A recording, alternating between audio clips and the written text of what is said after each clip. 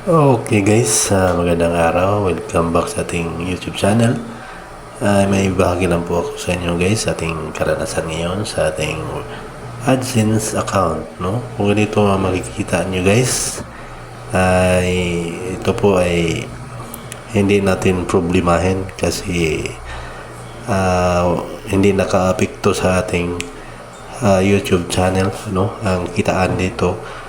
So kung meron kayong website na nakaano dito, so ito po ay nakakaapekto. Pero sa YouTube channel lang natin ay okay lang po siya.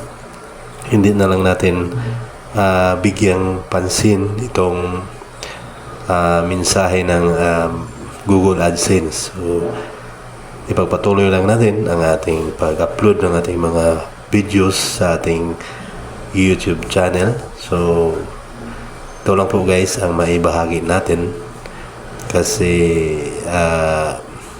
baka mayroon kayong experience sa inyong mga AdSense ngayong araw, darating na araw. So kung ganito din ang mangyayari sa inyo, hindi lang ninyo pansin nito at patuloy lang po ang pag-upload.